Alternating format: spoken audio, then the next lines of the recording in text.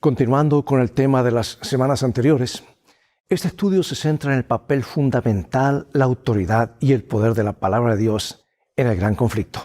Específicamente, centraremos nuestra atención en la palabra de Dios representada por los dos testigos, el Antiguo y el Nuevo Testamento, que predicaron vestidos de silicio durante el período profético de 1260 años. Jesús lo sabía, lo predijo y se cumplió. Y después de que Jesús ascendió al cielo, el diablo dirigió sus esfuerzos y energía contra la palabra de Dios, las Escrituras y contra el pueblo de Dios. La misión de la iglesia era testificar de Jesucristo y su palabra, que es la revelación del carácter y la voluntad de Dios. En Apocalipsis 11, la palabra de Dios está representada por la expresión del Antiguo Testamento de los dos testigos, que está en Zacarías 4. Y esta metáfora habla del hecho de que la palabra de Dios tiene presencia y poder perpetuos, siendo de origen divino, habiendo sido transmitida a través de la inspiración del Espíritu Santo. Y el paralelo entre Jesús y la palabra es obvio. De la misma manera que Jesús ministró durante 3 años y medio bajo la presión y la persecución de su propio pueblo, que se suponía debía recibirlo, las Escrituras ministraron al mundo durante 3 años y medio proféticos, o sea, 1260 años históricos, bajo la presión de las mismas personas que decían ser guardianes de la palabra de Dios. Así como Jesús, la palabra de Dios murió y resucitó. La Escritura, la palabra de Dios murió y resucitó. Así como Jesús triunfó, así triunfará su palabra, y su pueblo también triunfará con él en su palabra. Así que mantente en sintonía, este es un tema fascinante.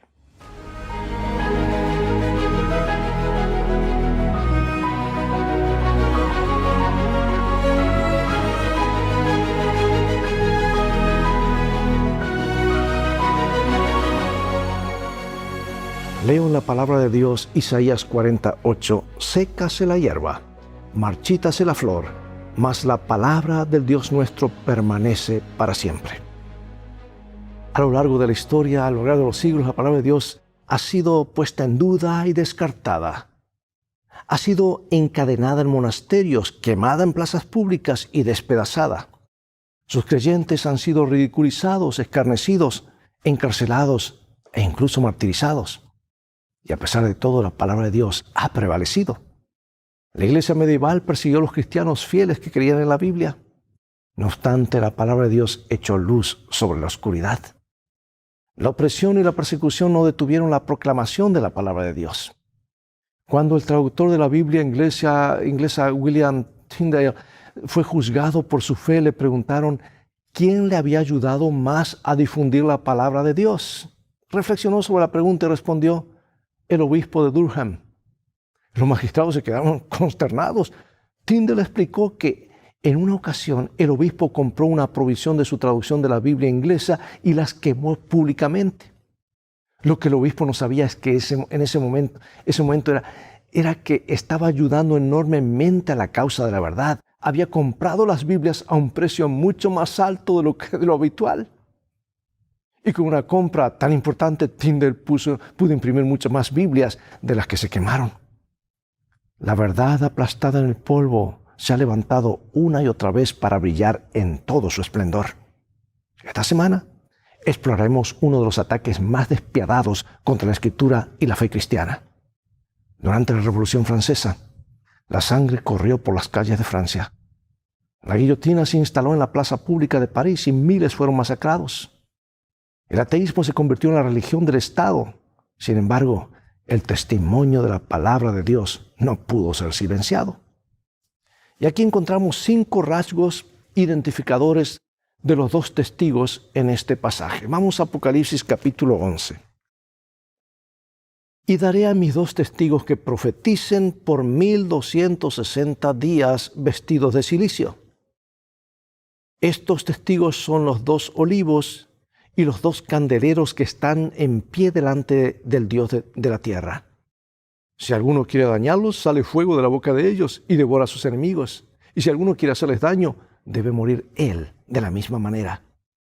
Estos tienen poder para cerrar el cielo a fin de que no llueva en los días de su profecía, y tienen poder sobre las aguas para convertirlas en sangre y para herir la tierra con toda plaga cuantas veces quieran. Bueno, en Zacarías capítulo 4, el profeta vio los dos olivos a ambos lados de un candelero de oro, la misma imagen que encontramos aquí en Apocalipsis 11. De paso, Apocalipsis no tiene nada de nuevo, 75% está tomado del Antiguo Testamento. Y se le dice a Zacarías que esto representa a los dos ungidos que están ante el Señor de toda la tierra. Los olivos alimentan de aceite el candelabro para que siga alumbrando. Y nos recuerda lo que escribió el salmista: lámpara es a mis pies tu palabra, lumbrera mi camino. El aceite representa el Espíritu Santo. Y la visión de Juan en Apocalipsis 11 describe la proclamación de la palabra de Dios con el poder del Espíritu Santo para iluminar el mundo. Y estos dos testigos pueden profetizar e impedir que caiga lluvia durante el tiempo que ellos predican. Puede convertir el agua en sangre y azotar la tierra con plagas. Por la palabra de Dios, Elías dijo que no caería lluvia sobre Israel, y en respuesta a su oración no hubo lluvia durante 3 años y medio. Entonces oró a Dios y volvió a llover después que los falsos profetas de Baal no lograron acabar con la sequía. Moisés, por medio de la palabra de Dios, hizo caer plagas de todo tipo sobre los egipcios, incluyendo la de convertir el agua en sangre, porque el faraón se negó a dejar libre al pueblo de Dios. Escucha, los que intenten dañar las Escrituras serán consumidos por el fuego que sale de su boca. Dios dice: porque hablaron esa palabra, yo pongo en tu boca mis palabras por fuego, y a este pueblo por leña, y los consumirá. La palabra de Dios pronuncia juicio sobre todos los que la rechazan. Su palabra es como un fuego en la boca. En Juan 5:39 Jesús declara que las Escrituras del Antiguo Testamento testifican, dan testimonio de Él. Y también dice que el Evangelio se proclamará por testimonio a todo el mundo. Y el Nuevo Testamento, junto con el Antiguo Testamento, será la base de ese testimonio. Una palabra de la misma raíz, martis, que las palabras para testigo utilizadas en estos dos versículos aparecen en Apocalipsis 11:3. ¿Quiénes son estos dos testigos o mártires? En vista de estos aspectos bíblicos y de las características dadas en Apocalipsis 11, podemos concluir, aunque no dogmáticamente, que los dos testigos son las Escrituras del Antiguo Testamento y del Nuevo Testamento, que comunican la luz y la verdad de Dios al mundo. Muchos cristianos de hoy tienden a restar importancia al Antiguo Testamento, a tacharlo de irrelevante e innecesario porque tenemos el Nuevo Testamento. ¿Qué tiene de malo esa actitud? Los dos testigos profetizarán vestidos de saco durante 1260 días. Este es el mismo periodo que los 42 meses durante los cuales los gentiles, los que se oponen a la verdad de Dios, pisotearán la ciudad santa. Los enemigos de Dios pisotearán la verdad de Dios durante 1260 días. O sea, 42 por 30 es igual a 1260. Cada día simboliza un año en la profecía apocalíptica, y los dos testigos de Dios, el Antiguo Testamento y el Nuevo Testamento, profetizan contra ellos durante este mismo tiempo. Como ya hemos visto, Daniel 7:25 dice que el poder del cuerno pequeño que surgiría de la desintegración del Imperio Romano perseguiría al pueblo de Dios por un tiempo, 2 tiempos y medio tiempo. Un tiempo es un año de 360 días, usando el calendario lunar judío de 30 días. Por lo tanto, 3 veces y media equivalen a 1260 días. Y Apocalipsis 12:6 y 13 habla de 1260 días de persecución para el pueblo de Dios. Y Apocalipsis 12:14 habla de un tiempo, 2 tiempos y medio tiempo. Apocalipsis 13:5 habla de 42 meses.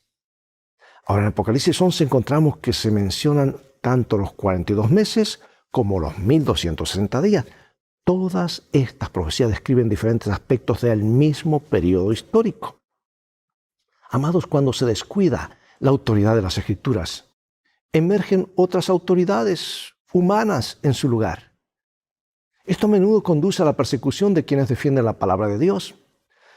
Lo que sucedió durante el tiempo de la dominación papal desde el 538 a 1798, cuando la iglesia medieval descendió una profunda oscuridad espiritual, se prohibió la palabra de Dios.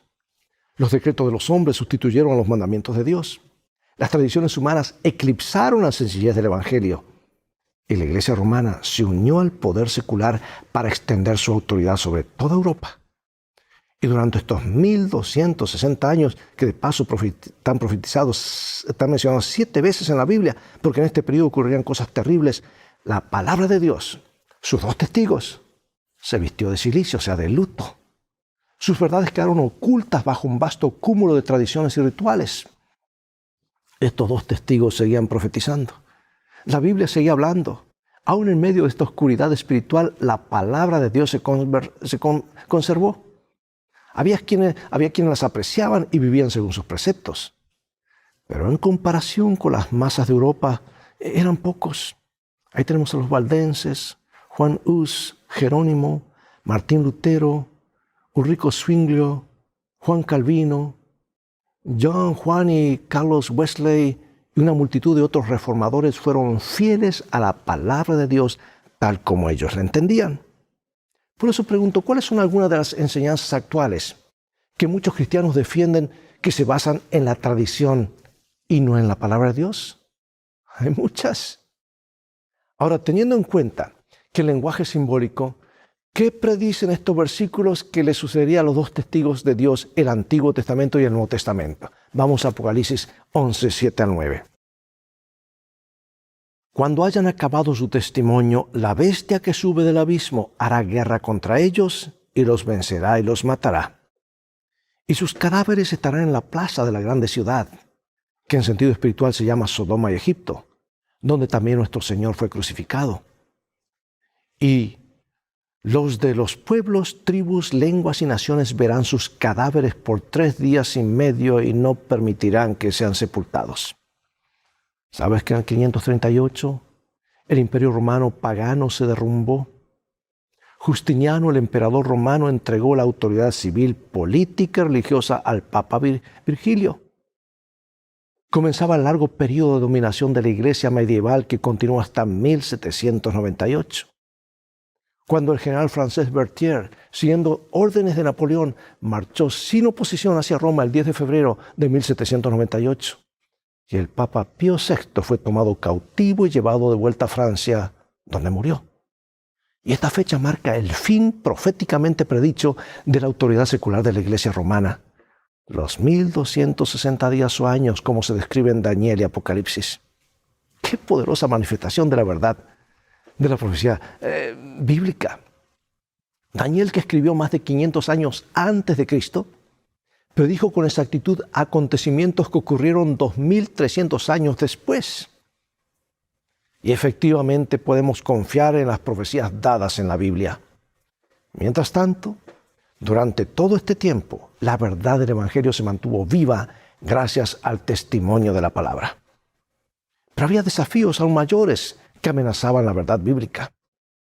La bestia que ascendió del abismo, Satanás, hizo guerra contra las Escrituras.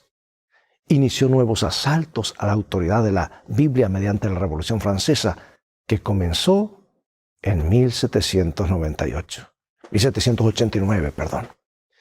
En la Revolución Francesa, el gobierno estableció oficialmente el culto de la razón como una religión atea patrocinada por el Estado con la intención de reemplazar al cristianismo. Y aquí hago una pausa.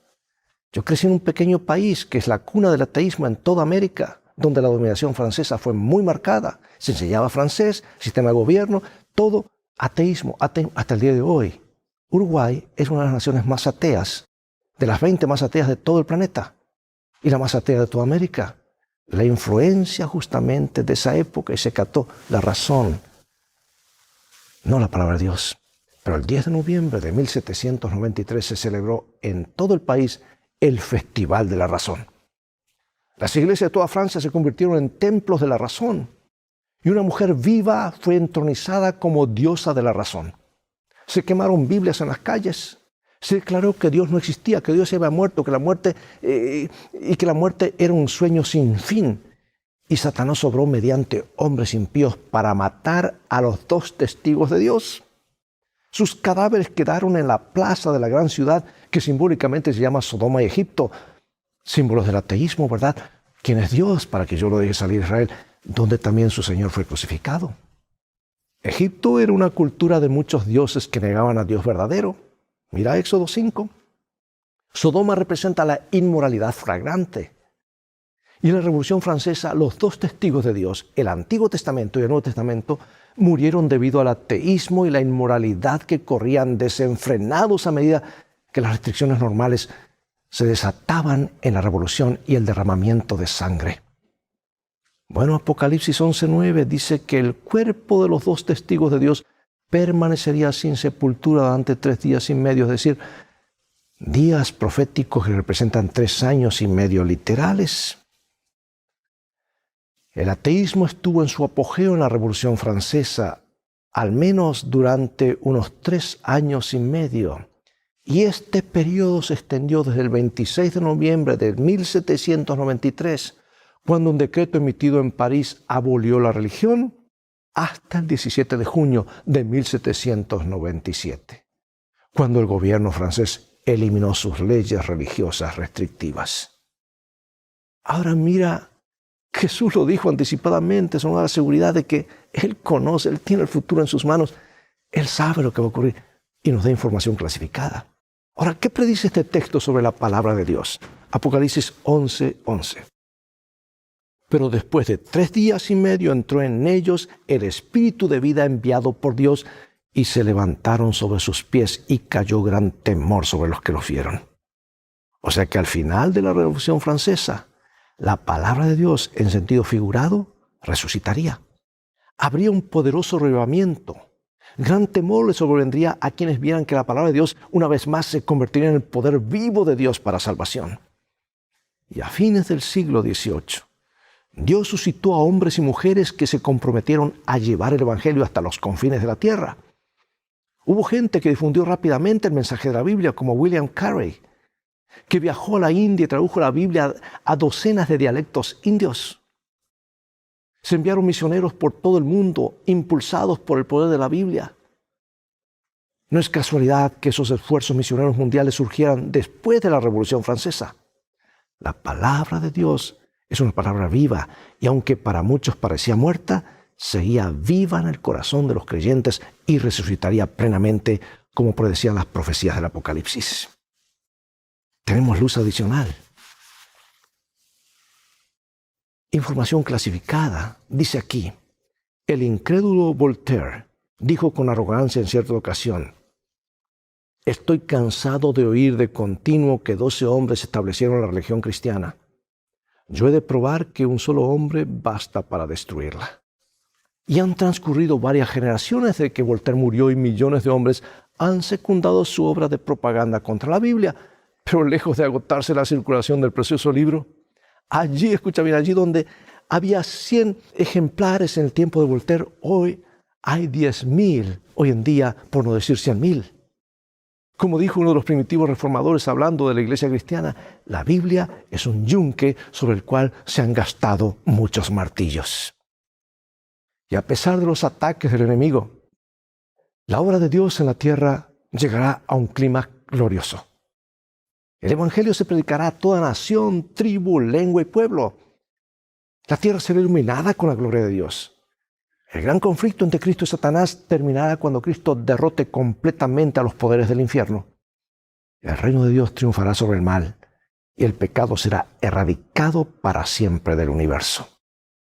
Bueno, Apocalipsis 11 comienza con el intento de Satanás mediante la Revolución Francesa de destruir la fe cristiana y erradicar la creencia en Dios. Pero el capítulo termina con el triunfo del reino de Dios sobre los principados y las potestades del mal. Es un estímulo para todos los que sobrellevan duras pruebas por la causa de Cristo y su verdad.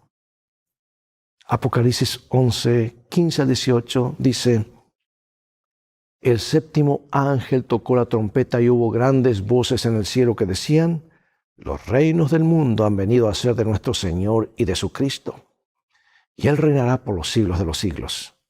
Y los 24 ancianos que estaban sentados delante de Dios en sus tronos se postraron sobre sus rostros y adoraron a Dios diciendo: te damos gracias, Señor Dios Todopoderoso, el que eres, el que eras y el que ha de venir, porque has tomado tu gran poder y reinado. Y se airaron las naciones, y tu ira ha venido, y el tiempo de juzgar a los muertos y de dar el galardón a tus siervos los profetas, a los santos y a los que temen tu nombre, a los pequeños y a los grandes, y destruir a los que destruyen la tierra. ¿Sabes que según estos versículos, qué acontecimientos tendrán lugar en el tiempo del fin cuando suene la séptima trompeta? Dice, los reinos de este mundo llegarán a ser los reinos de nuestro Señor. Cristo es victorioso, el mal es derrotado, Jesús gana y Satanás pierde. La justicia triunfa, reina la verdad. Haríamos bien, amados, en prestar atención a la siguiente instrucción. Está en el libro El conflicto de los siglos. Lo leo aquí literalmente. Dice, lo que se edifique sobre la autoridad de los hombres será derribado, mas lo que se edifique sobre la roca inamovible de la palabra de Dios permanecerá para siempre. ¿Qué vio Juan abierto en el cielo? ¿Y qué vio cuando miró el cielo por dentro? Aquí está en Apocalipsis capítulo 11. Y el templo de Dios fue abierto en el cielo y el arca de su pacto se veía en el templo. El templo de Dios en el cielo se abrió a la vista de Juan. Y al contemplar el lugar santísimo, vio el arca del pacto. En el santuario del Antiguo Testamento, recuerdas que era un tipo inspirado en el modelo gran original que está en el cielo. La gloriosa presencia de Dios se revelaba entre las dos figuras angélicas formadas en la cubierta del arca del pacto. Y dentro del arca estaba la ley de Dios. Aunque somos salvos solo por la gracia mediante la fe, la obediencia a la ley de Dios revela si nuestra fe es auténtica, y eso hace la diferencia. Eso es lo que el mundo evangélico ha puesto a un lado. No se trata de legalismo, sino de mostrar nuestra fe, de que realmente la fe es auténtica. La ley de Dios es la base o la norma del juicio. Y este hecho adquiere especial importancia y relevancia en el tiempo del fin. Imagínate que vivieras alrededor, escucha esto, alrededor del año 700, unos 160 años después del comienzo de esta profecía de los 1260 años que arrancó en el año 538.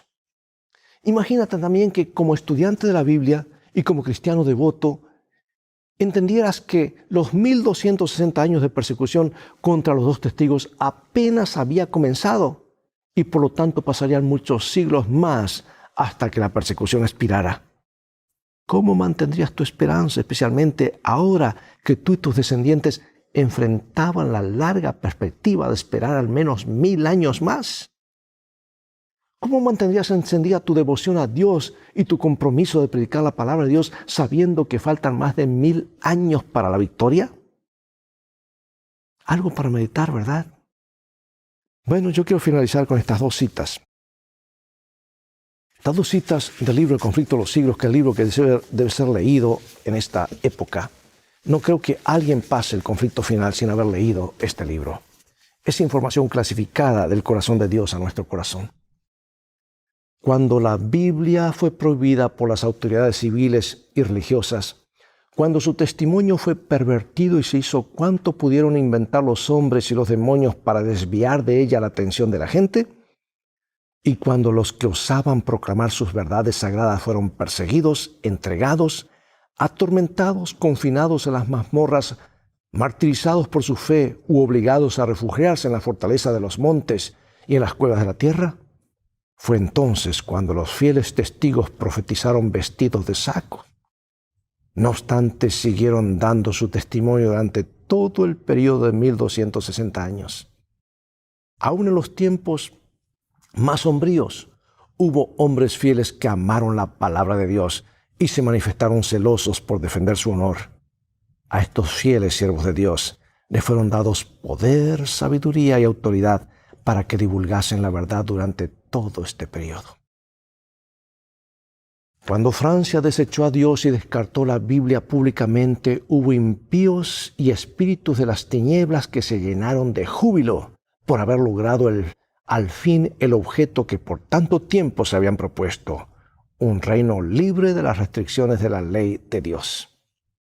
Fue retirado en gran medida el poder restrictivo del Espíritu de Dios, que hubiera sido el único capaz de tener en jaque al poder cruel de Satanás, y se le permitió al que se deleita en los sufrimientos de la humanidad quisiese su voluntad. Los que habían preferido servir a la rebelión cosecharon los frutos de ella hasta que la tierra se llenó de crímenes tan horribles que la pluma se resiste a describirlos. De las provincias asoladas y de las ciudades arruinadas levantábase un clamor terrible de desesperación, de angustia indescriptible. Francia se estremecía como sacudida por un terremoto. La religión, la ley, la sociedad, el orden, la familia, el Estado y la Iglesia, todo lo abatía la mano impía que se levantaba contra la ley de Dios. A menos que la Iglesia siga el sendero que le abre la providencia y aceptando cada rayo de luz, cumpla todo deber que le sea revelado, la religión degenerará inevitablemente en mera observancia de formas y el espíritu de verdadera piedad desaparecerá. ¿Y qué siguió después de la Revolución Francesa? Un caos en este planeta. El ateísmo, la Primera, la Segunda Guerra Mundial, y ha sido en marcha todo esto. Amigos, Dios nos ayude a firmar nuestros pies sobre terreno sólido. Jesús contó la parábola al terminar el Sermón del Monte, que es la explicación en detalle de los 10 mandamientos. 2 edificadores, uno sobre la roca, otro sobre la arena. Y la roca es Jesús y su palabra. Oremos. Padre Celestial, queremos edificar sobre terreno sólido, sobre terreno firme. Se acerca otro huracán tremendo. La fe de cada uno debe ser probado. Queremos afirmarnos en el mensaje de tu palabra. Ven con tu espíritu a reafirmar estos mensajes. Lo pedimos y agradecemos en el nombre de Jesús. Amén. Bien amigos, es todo el tiempo que tenemos por hoy. Llegó el momento de despedirnos. Será hasta un próximo programa de la serie Lecciones de Vida. Invita a otros a sintonizar un canal de bendiciones al invitar a otros a ver estos programas. Dios te bendiga y recuerda, tú vales mucho para Jesús. Él te ama más de lo que puedes imaginar. Y en este viaje de la vida las cosas van a terminar bien si hacemos de los principios de la Biblia nuestro GPS y a Jesús como nuestro guía. Maranatá. Dios te bendiga.